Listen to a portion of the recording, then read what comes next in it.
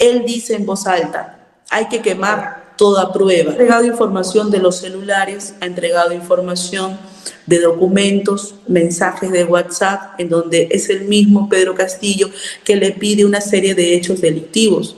Cuando revelé la ubicación, el lugar donde estaba Pacheco, la casa de Asia, porque no hay vecinos, es todo un bosque, es difícil acceso. Incluso yo ya he ingresado allí 3 veces, mucho antes que saliera a la luz la información, que habían encontrado 3 venezolanos raros y que habían visto a Fray Vázquez prófugo de la justicia. Reconozco este lugar, reconozco la casa, reconozco el pozo.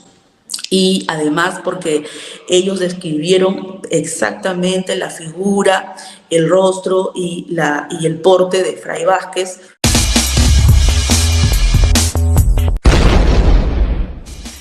Detalles y datos desconocidos de archivos secretos guardados bajo 7 llaves han sido revelados.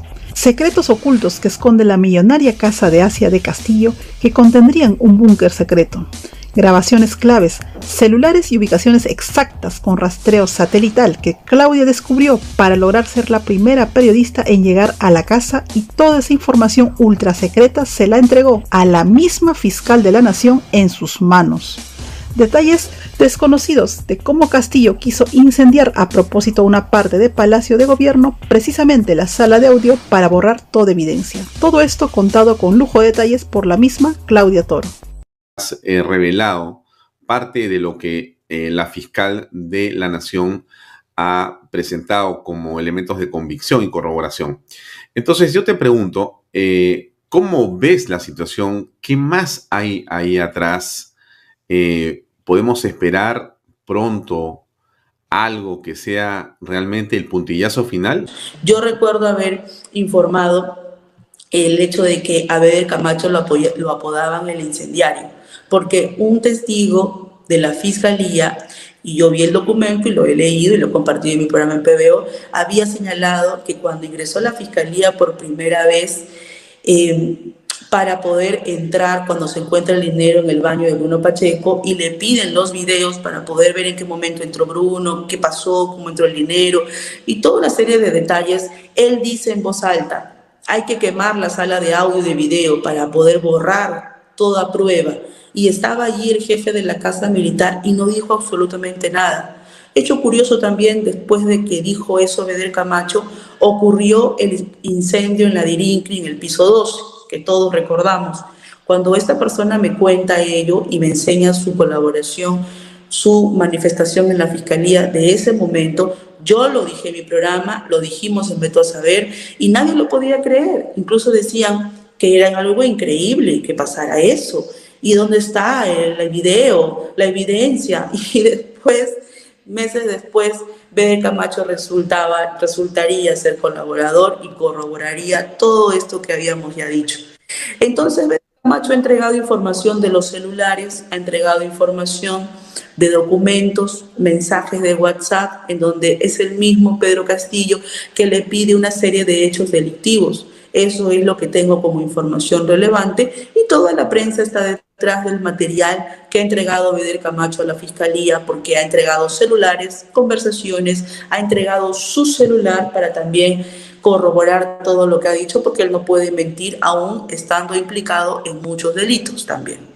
Y eso se suma a lo que entregó Bruno Pacheco cuando fue capturado, entre comillas, porque fue presionado para que se entregara. Esa es la verdad. Cuando fue cercado, que es una información que también yo revelé en su momento, cuando revelé la ubicación, el lugar donde estaba Pacheco, la casa de Asia, Fray Vázquez, toda esa información es mía, en colaboración de unas fuentes que me buscaron porque llegaron a entregar el agua a la casa precisamente donde está el pozo donde sale Pedro Castillo, el pozo de Asia, ¿no? Eso era lo que él quería llegar, ¿no? Tener su propia mansión de playa pagada por el resto de personas que están allí acompañándola, porque es evidente que no ha puesto ni un ladrillo. Y así estamos siguiendo una serie de informaciones y revelaciones que ya vamos a dar a conocer, Alfonso. Has mencionado un hecho que apareció en los medios el fin de semana y que es muy importante y muy interesante, que es esta fotografía, estimada Claudia, que no sé quién la obtuvo, de repente tú sabes más. exclusiva, ¿no? Es una exclusiva de tu saber. Nosotros la obtuvimos. Bueno, esta foto, mira, la verdad que tengo la otra foto, la de la casa de Sánchez Sánchez, pero explícanos, por favor, porque mi público va a querer también de ti misma escuchar qué significa esta fotografía, por qué tiene valor periodístico y hasta penal. Esta fotografía es parte de una investigación muy importante.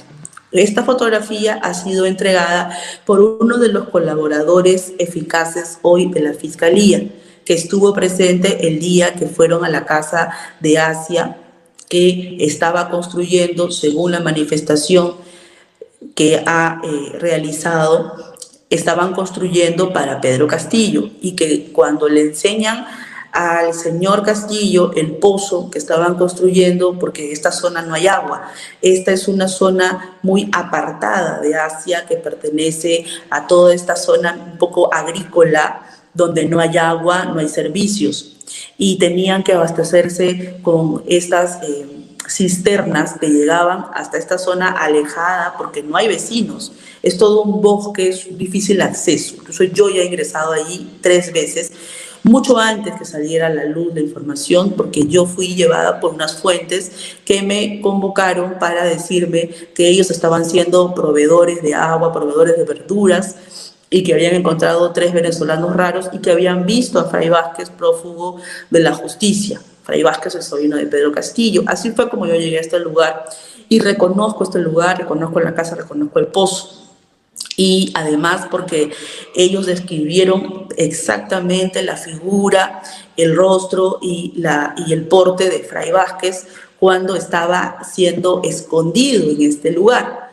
A este lugar llega además Abel Cabrera, el alcalde de Anguía, también está seguridad del Estado atrás, resguardando, viendo a Fray Vázquez, viendo a los demás, a un alcalde, a un empresario constructor, a operadores y también a 2 funcionarios importantes, y no dicen absolutamente nada.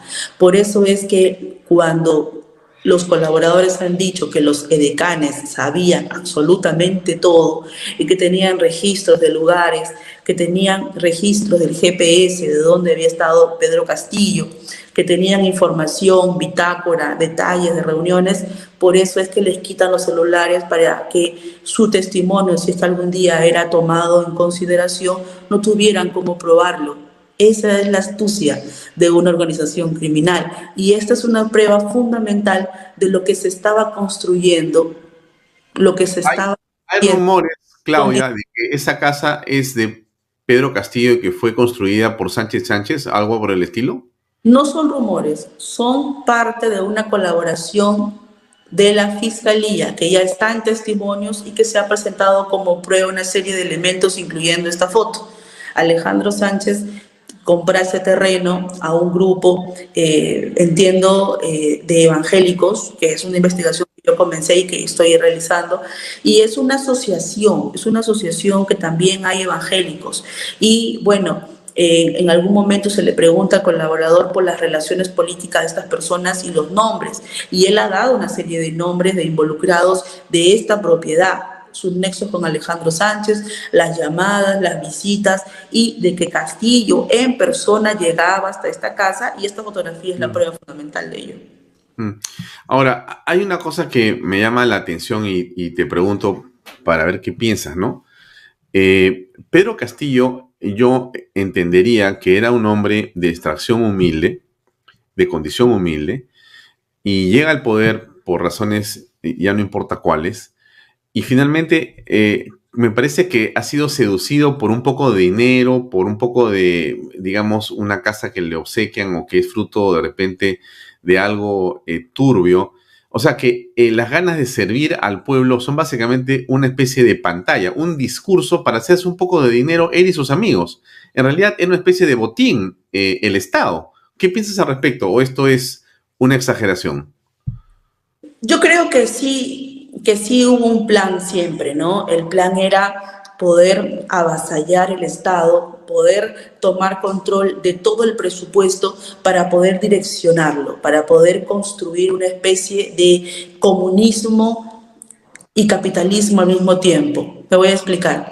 crear la empresa y desde el Estado direccionar el presupuesto, pero contratar a una serie de testaferros para que sus nombres vayan en las empresas y luego hacerse ellos del presupuesto, de las ganancias, de las obras, de los servicios y del alquiler de maquinarias. Eso es lo que está detallado dentro de toda la acusación que conforma la red criminal que presuntamente está liderada por Pedro Castillo.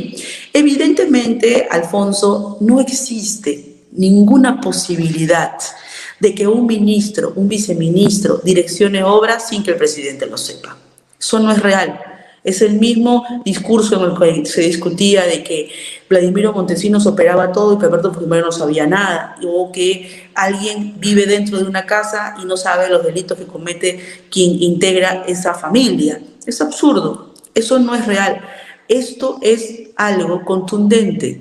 Ningún viceministro recibe a la familia del presidente, direcciona presupuesto, o un técnico, o un jefe de Provías, o un jefe de Provías Nacional, o un jefe de vivienda. No existe eso. Eso es algo absurdo. Eso es algo descabellado. Eso precisamente es la mentira que quieren hacer creer sistemáticamente a la población, porque la tienen conmocionada con esa idea absurda de que sigue siendo un provinciano, un campesino, y eso ya se cayó hace tiempo, esa falsedad ya se cayó al piso cuando empezaron a verse todas estas evidencias de corrupción, de colusión, de tráfico de influencias, de direccionamiento de presupuesto, de pagos por debajo de la mesa para proyectos y obras, de operadores y lobistas entrando y saliendo con dinero, pagando fiestas costosas.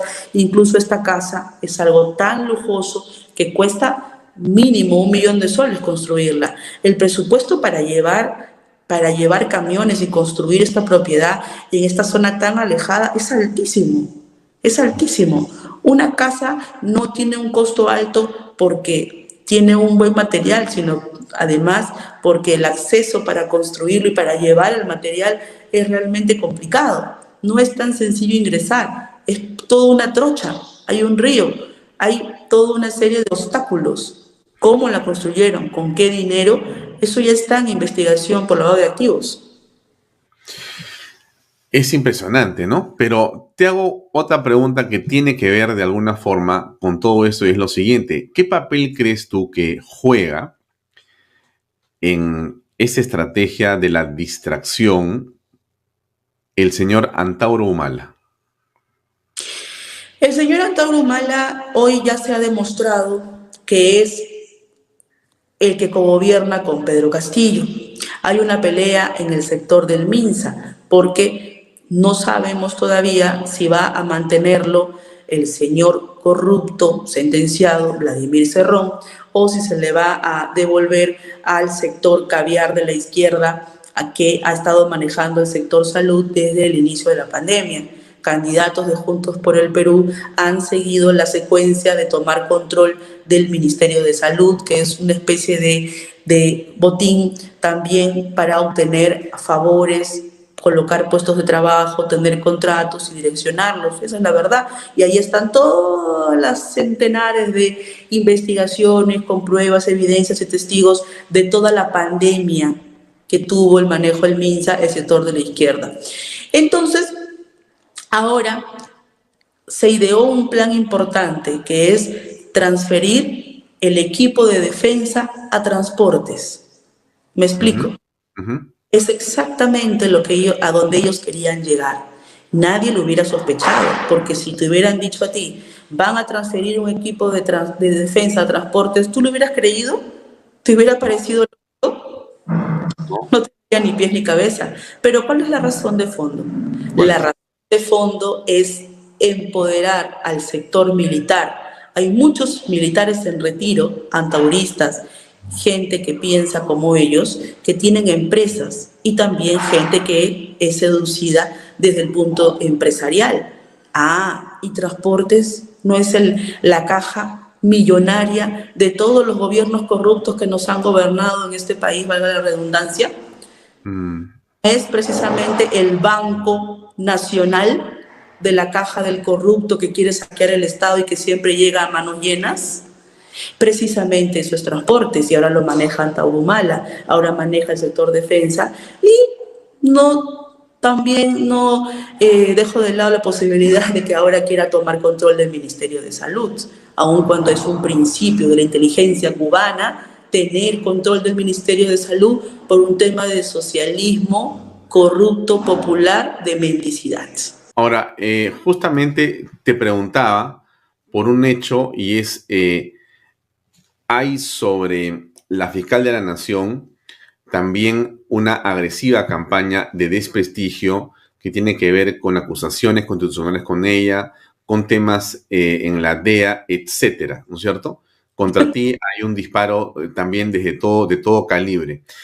Pero la impresión que tengo yo, y por favor dime tu opinión, es de que estamos llegando como a una especie de clímax y que en realidad está para quien tenga, digamos, más poder en este caso. Ni siquiera es para quien tenga la verdad de su lado, porque por una parte está la fiscalía, los medios independientes que todavía quedan o quedamos, y hay una buena parte, digamos, de las instituciones que básicamente dicen, oye, esto no puede continuar, pero por otro lado está Pedro Castillo, que ahora se asienta en el poder. Bueno, ¿cómo ves tú eso? ¿Quién va a ganar esto?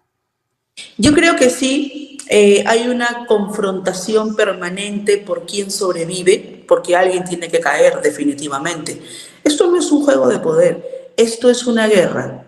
Esto es una guerra por demostrar y por probar quién es realmente aquí el corrupto, porque quien tiene el manejo y absoluto total de todo el erario nacional y los recursos del Estado es Palacio de Gobierno, es el Ejecutivo, y sobre ellos hay muchas investigaciones y elementos probatorios de mal manejo y saqueo del Estado. La fiscal de la Nación sí está siendo atacada, evidentemente tenía que estarlo. ¿Por qué no había sido atacada la señora Zoraida Ábalos? ¿Por qué no la atacaron con el mismo nivel de agudeza, como si la señora fiscal, sus hermanas, entiendo, están siendo investigadas en este momento?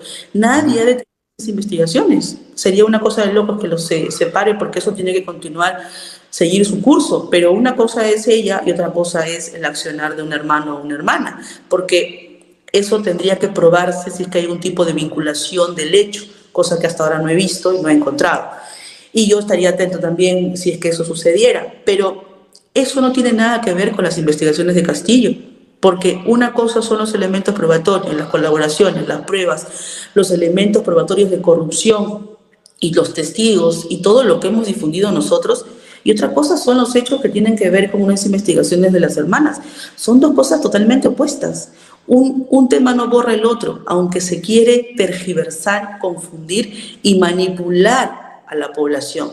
A eso se quiere llegar, porque aquí lo que hay es un juego de manipulación extrema, pero ellos desde los recursos del Estado, porque no me vas a decir que toda esta gente que habla una serie de insultos, se ataca y trolls y un sistema que te llegan 200 mensajes en un segundo, no me vas a decir que eso no es pagado, que eso no es orquestado, que eso no es tramado, evidentemente. Y quiero decir algo importante para que la ciudadanía sepa, porque yo sé que nos están escuchando miles de personas y nos van a seguir escuchando a lo largo de la publicación de esta entrevista, de tu programa, que es un programa muy interesante e importante en este momento.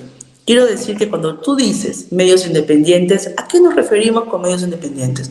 Medios independientes se les llama a aquellos medios que no obedecen a una línea editorial y a un mandato de línea de opinión. Porque nosotros, tanto tú en tu canal o aquí en Huilas, no tenemos eso. No tenemos una línea editorial que nos diga qué hacer, qué decir y cómo plantearlo y qué tipo de información revelar. No tenemos eso. Eso es un medio. A ti te dice Erasmo Wong lo que tienes que decir, te dice Philip Butters, te dice Beto Ortiz, quiero que ataques a tal o hagas así tal nota. La verdad, pensar eso es una locura. Eso no existe.